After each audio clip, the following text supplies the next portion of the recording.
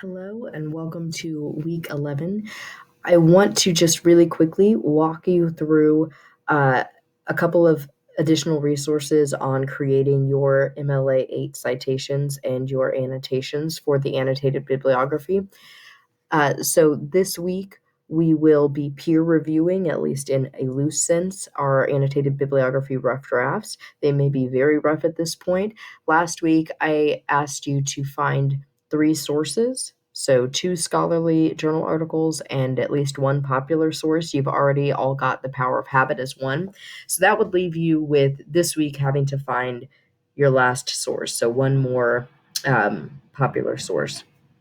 So my hope is that that will be fairly straightforward for you. The most intensive part of that process is going to be once you've found the sources, obviously reading through the sources and engaging with those critically, annotating them so that you fully understand the author's arguments and so that you understand how you can start to synthesize different pieces of your research to inform your take on the topic that you've chosen. So how you can use these sources to answer your research question that we developed back in week 10.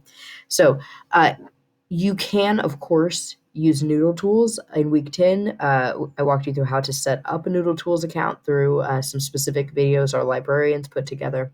So I want to just start you off with the Butler homepage and walk you through how to get to some additional sources. I will also be uploading some links to examples of annotated bibliographies. For your information, we are working with an evaluative or a critical annotated bibliography as opposed to a descriptive or informative one. So a descriptive or informative annotated bibliography would maybe stop short after just telling you what the source is about and maybe a bit of its methodology, whereas an evaluative or critical annotated bibliography is going to require you to use the criteria of that CRAP test to figure out whether or not you think the source is credible and effective and relevant to your research. So we are going a couple steps beyond to make sure you really understand each of your sources and can engage with them fully. So you will want to start off on the Butler homepage. We'll go to the Academics tab, scroll down to Libraries and Archives. This will be the most helpful section for you as we move through the rest of the semester. You do still have full access to the libraries. You can get physical print versions of text through interlibrary loan and other services. So if you have questions about that, please don't hesitate to ask me or use the Ask a Librarian chat function here. You'll want to go to Citations. Once you're here, this should look familiar. You can go to the left-hand side of the screen and click on Noodle Tools and go to your account where hopefully you've been saving your sources and jotting down your annotations. If you have any questions about Noodle Tools, of course, feel free to check with me, but also feel free to go back to that week 10 PowerPoint that included several videos on how to navigate different aspects of Noodle Tools, including how to use it to create your annotated bibliography very easily. So you will want to choose our citation style, which for this class is MLA and MLA 8 in particular. So click on MLA. I've got a lot of tabs open here, so you will not need all of these. If you don't have the handbook, that's all right. You can find most of that information online. Our librarians have been very kind to put together some helpful 8th edition, so totally updated handouts on how to cite common sources, how to create in-text citations, and how to use Noodle Tools. So these will be most helpful for you. So if you remember, in our textbook, we used chapter 13 quite a few times in putting together in-text citations and works cited pages for The Power of Habit as we were working on the summary response and synthesis number 1 paper. So you can also go to chapter 13 and look at the MLA section to see what your different citations should look like. We've put together a pretty comprehensive guide that includes things like tweets and other social media posts, as well as YouTube videos and sources like podcasts. So what I anticipate you may have some trouble with is the unconventional sort of popular source angle. For scholarly journal articles, those are pretty straightforward to cite. And The Power of Habit, you should have your citation for that from the summary response paper even. So we're really just looking at identifying what kind of popular source you found for your two sources that fit into that category, and then locating the formula for that. So if you know that you have an episode of a podcast, for instance, it can be as simple as Googling uh, podcast citation MLA8. But you can also go to Noodle Tools and click that junior category. We did pull up Noodle Tools earlier in the semester, and we looked at that together, but it's been a while. So I would suggest looking at those videos or just checking in with me if you need me to walk through it. If you have questions about how to find anything and you don't get your questions answered in these explainer videos, then please feel free to message me about setting up a Zoom conference, a personal Zoom conference, and I can share my screen with you, and sort of you can share your screen with me as well, and we can walk through the problems you're having and troubleshoot that way. So just as an example of some of the handouts, if you click on that Citing Common Sources document, might take a while to load naturally.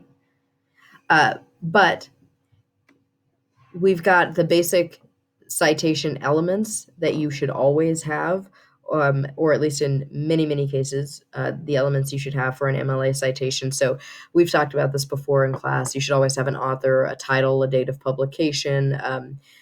For academic journal articles, things like the volume and edition become more important.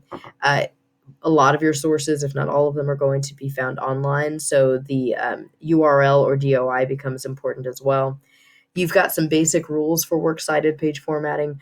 My goal with giving you all of these resources and pointing you to helpful sources is just to allow us to focus more on your ideas and content as opposed to the minutia of citation, right? So there are all of these tools, whether it's Noodle tools or handouts or the textbook chapters, that walk you through step by step exactly how to cite things, how to build an annotated bibliography or a works cited page.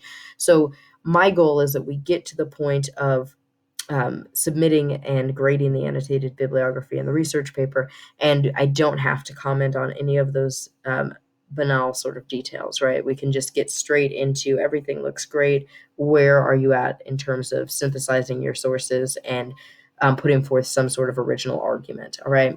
And I am very interested in hearing from all of you about where your thinking is on your topic. So I've included things about that in the EQs each week, but I'll also try to check in with you individually and see.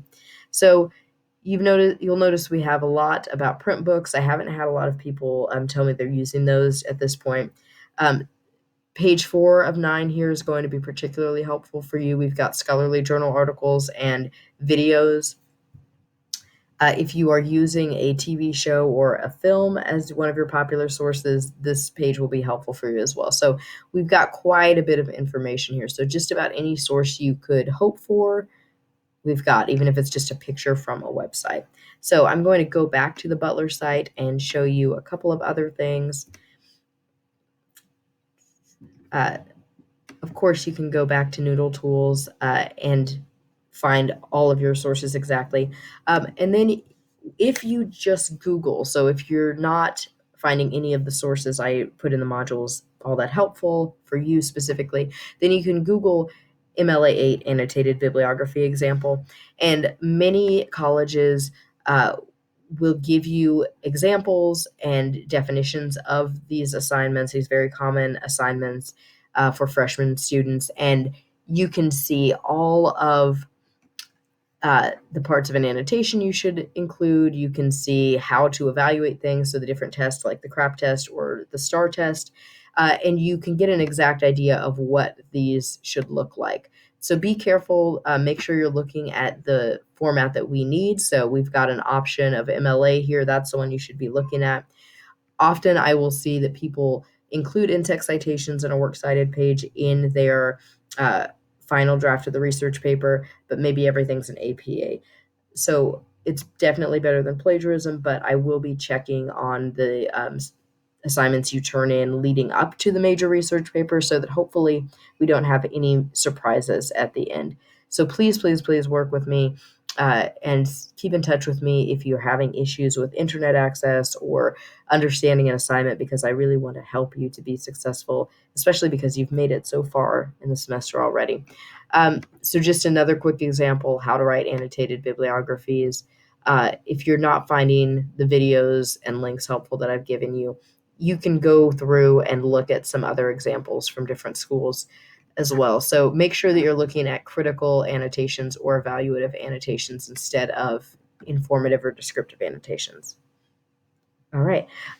So I will be checking in with you this week via email. I will be commenting on discussion boards and quizzes to see that you're on the right track. Please, please, please feel free to conference with me at any point and just let me know how things are going. All right. Stay in, stay safe, stay healthy to the greatest extent that you can.